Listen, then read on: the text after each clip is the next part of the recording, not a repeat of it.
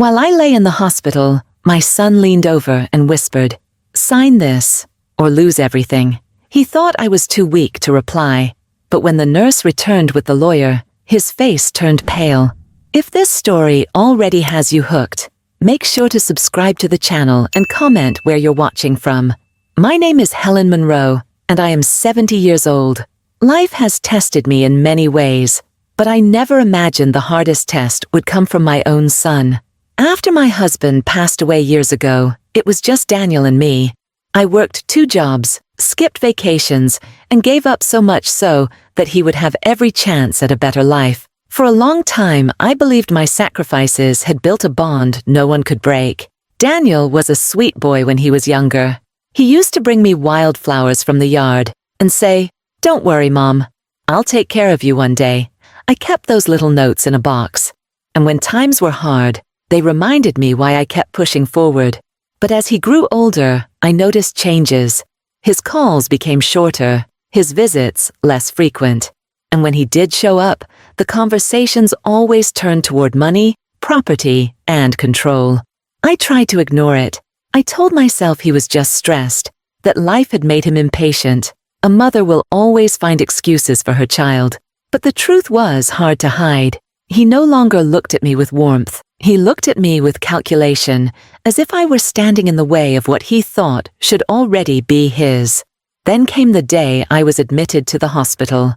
The room smelled of disinfectant, machines beeped steadily around me, and the white walls made me feel smaller and weaker than I had ever felt before. I had just come out of surgery, my body frail, but my mind still sharp. I wanted rest, not battles.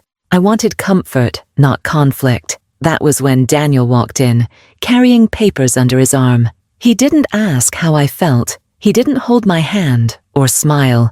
Instead, he leaned close to my ear and whispered, "Sign this, or lose everything." My heart broke in that moment. He saw me not as his mother, but as an obstacle.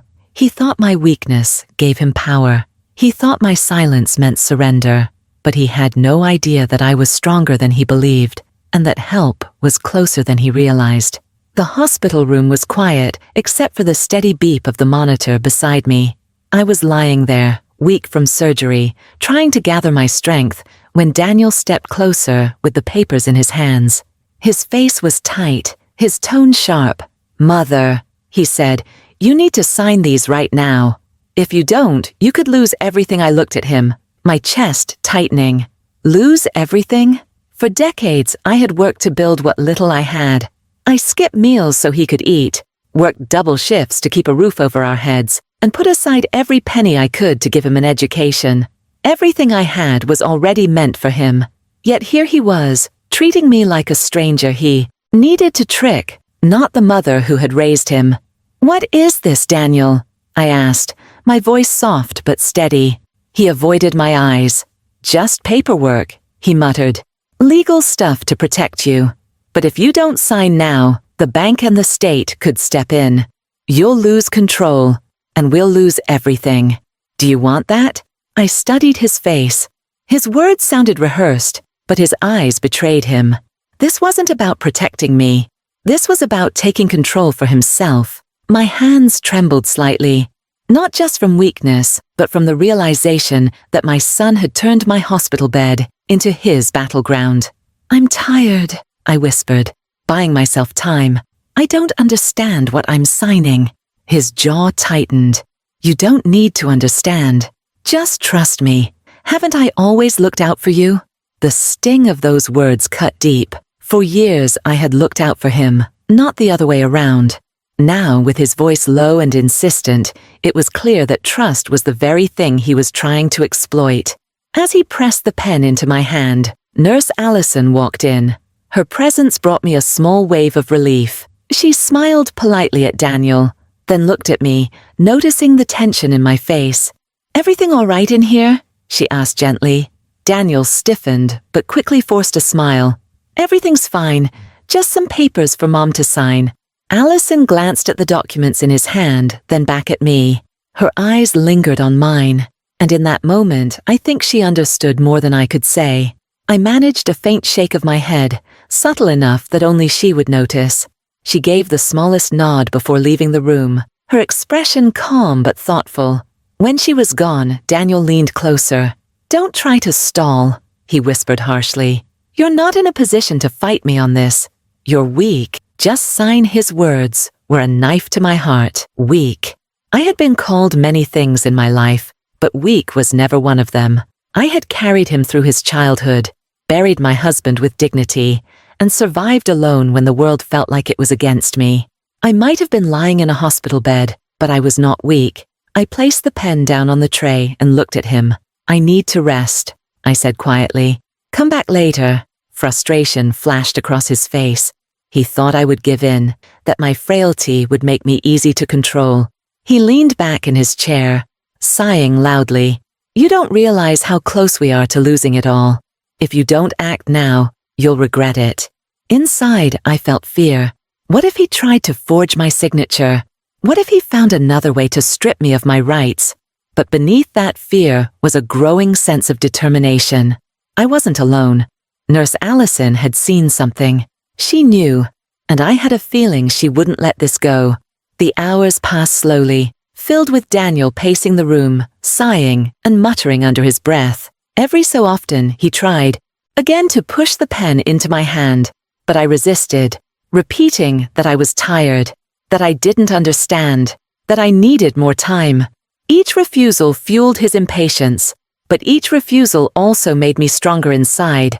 I was buying myself time, not just time to gather strength, but time for help to arrive. By the time the sun began to set, the room felt heavier, the tension almost unbearable. Daniel's face was flushed with anger, his patience nearly gone. He leaned down one last time, whispering in my ear, "You can't fight me, Mother. Sign, or you'll lose everything." But what he didn't know was that the very person he dismissed, the nurse who came and went so quietly, was already moving to protect me. And soon, the truth would arrive with her. As Daniel's words echoed in my ears, I stared at the papers on the tray beside me. The pen he kept pressing toward my hand felt heavier than anything I had ever held. Not because of its weight, but because of the betrayal it represented. This was my son, my only child, leaning over me not with love, not with comfort, but with demands. He thought my weakness was his chance. He thought my silence meant he was winning. But what he didn't know was that I was no longer as alone as he believed. When Nurse Allison had walked in earlier, she had caught the flicker in my eyes. I had seen the way she noticed the tension in the room, how carefully she watched Daniel's body language. That tiny nod she gave me before leaving was enough to tell me I wasn't invisible, that someone was paying attention. And in that moment, I realized I still had choices. I knew I couldn't match Daniel's forcefulness. My body was too frail, and my energy was too low. But what I did have was patience. If I could stall, if I could resist just long enough, help might come. So instead of fighting Daniel head-on, I chose a different path. I set the pen down and closed my eyes. "Not now, Daniel," I whispered, my voice quiet but firm. "I'm too tired." His sigh was full of frustration, but he sat back in the chair, muttering under his breath. He thought he had more time, that my exhaustion was his advantage. But in truth, my exhaustion was my excuse. Every second I delayed was a second closer to rescue.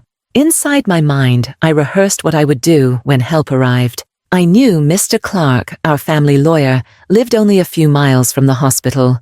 He and my late husband had worked together years ago to create a plan that would protect me.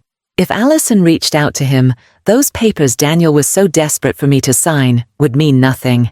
The real documents, the ones that secured my rights, were already in Mr. Clark's hands. When Allison returned a short while later to check my vitals, Daniel looked up sharply. "We need privacy," he said. "My mother's dealing with important family matters."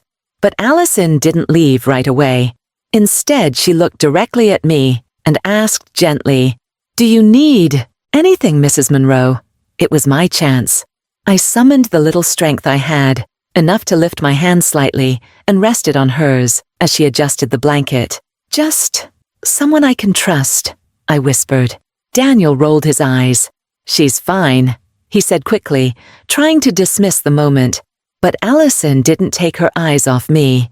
She nodded again, more firmly this time, and patted my hand. "I'll make sure of that," she said softly, before stepping out of the room. The door closed and Daniel turned back to me. "Why are you dragging this out, Mother?" he hissed. "You don't have a choice. If you don't sign, everything you've built will slip away." I met his gaze steadily, my voice quiet but sharp. "The only thing slipping away, Daniel, is the boy I once knew." For the first time, I saw a flicker of uncertainty cross his face. He wasn't used to me speaking with such strength, especially from a hospital bed. But before he could respond, I closed my eyes again, pretending to drift off. I wanted him restless. I wanted him impatient. The more desperate he became, the easier it would be for the truth to shatter him when it arrived. Time passed slowly, every minute heavy with unspoken words. Daniel paced the room, muttering about wasted time, about how much easier things would be if I just cooperated. I stayed quiet, conserving my energy, waiting for the sound of the door. Finally, late in the afternoon, I heard footsteps outside the room, 2 sets instead of 1. My heart lifted. I opened my eyes just as the door swung open. Allison walked in first, her face calm, followed by Mr. Clark, holding a leather briefcase. Daniel froze. His face drained of color as the lawyer set the briefcase on the table. Allison moved to my side, resting a reassuring hand on my shoulder. "Mrs. Monroe," she said softly, "Mr. Clark is here to see you." In that instant, I knew I had done the right thing. I hadn't shouted. I hadn't broken down. I had simply endured, trusted, and prepared. Now the balance of power had shifted. Daniel's threats no longer carried weight. The real strength had just entered the room. When Mr. Clark walked into the hospital room, the air shifted. His calm presence filled the space, and for the first time since this ordeal began, I felt a wave of relief. He carried his leather briefcase with the same steady confidence I had seen in him years earlier, when my husband and I first sat down to prepare for the future.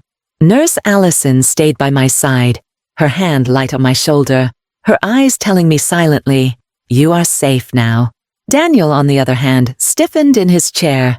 His smug expression cracked the moment he saw Mr. Clark. "What are you doing here?" he demanded, his voice sharper than I had ever heard. Mr. Clark didn't flinch. He set his briefcase on the small rolling table by my bed, opened it, and pulled out a thick folder. "I'm here at Mrs. Monroe's request," he said. Firmly, "We have some important documents to review." Daniel's face paled. "This isn't necessary. My mother and I were already handling things. She's going to sign the papers I brought." He grabbed the documents from the tray and held them up, shaking them like proof. Mr. Clark raised his brow.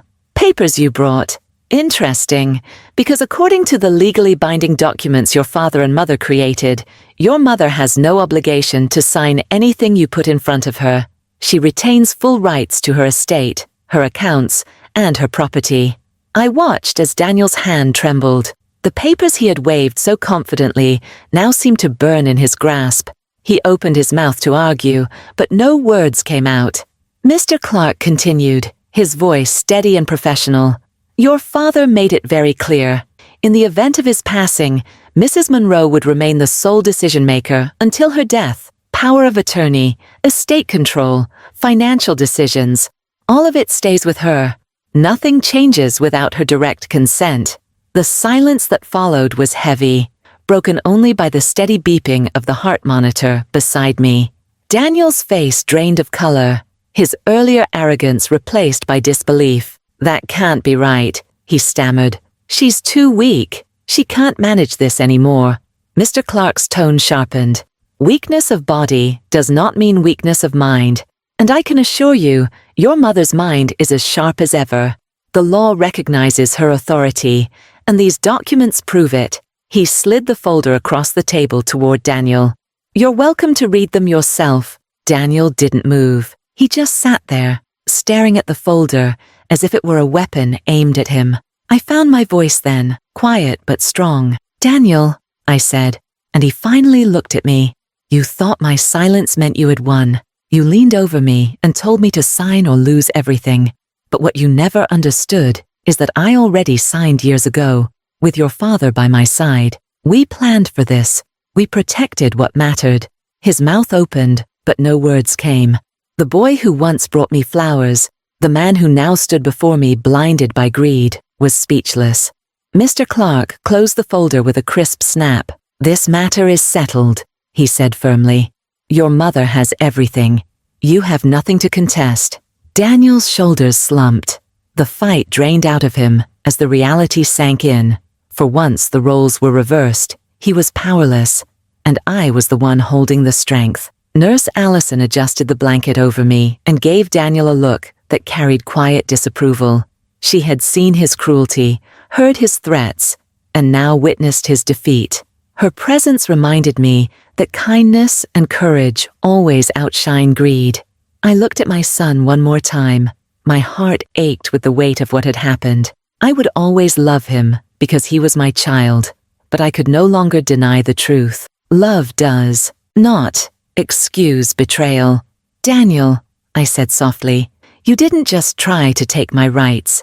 You tried to take my dignity, and that is something no paper will ever give you." His eyes darted away, and he muttered something under his breath, but it didn't matter anymore. The damage was done, and the truth had been spoken. As Mr. Clark packed up his briefcase and Nurse Allison gave my hand a reassuring squeeze, I felt a strength rise within me. I was still lying in a hospital bed, my body weak, but I had never felt stronger. Daniel thought I would crumble, that my silence was surrender. Instead, my silence had been patience, and patience had delivered justice. That was the moment everything changed.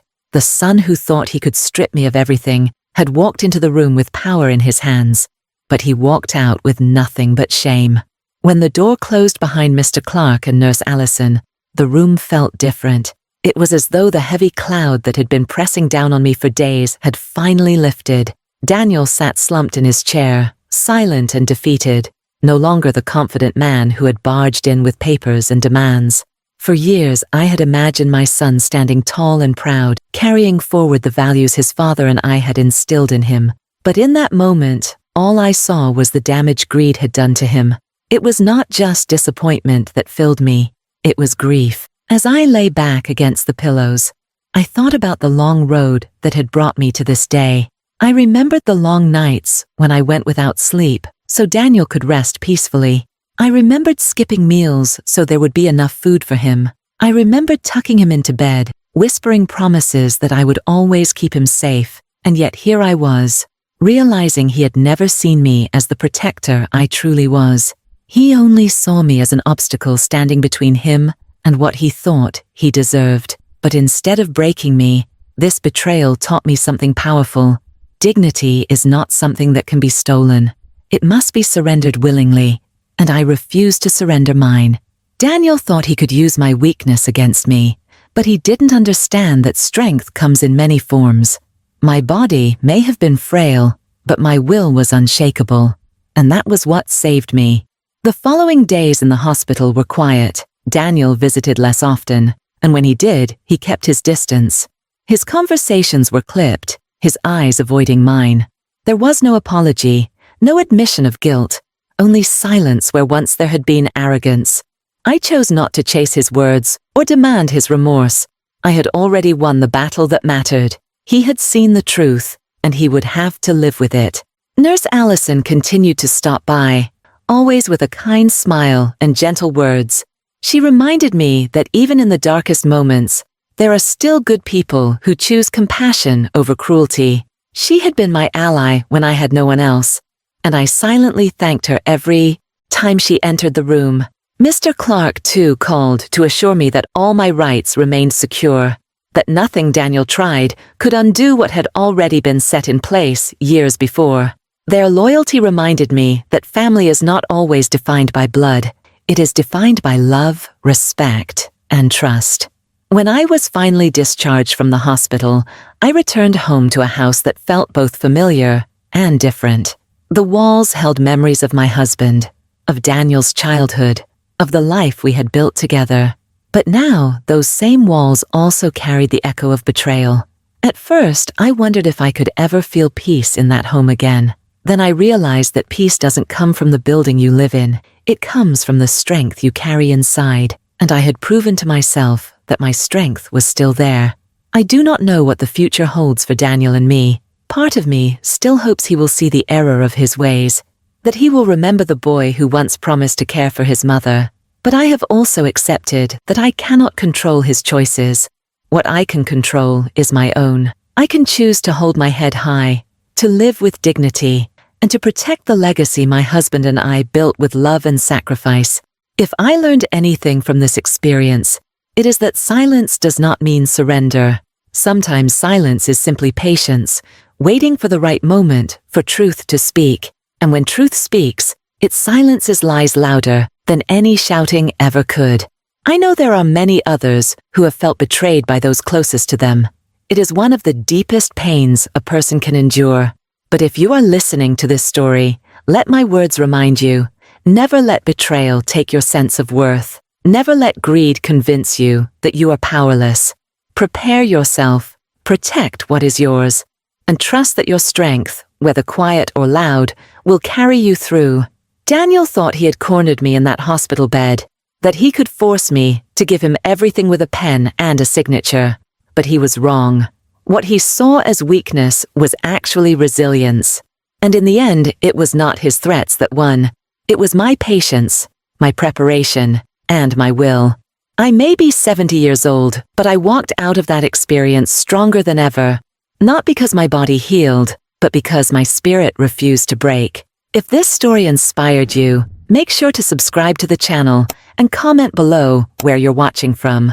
I'd love to hear your thoughts and your own stories too.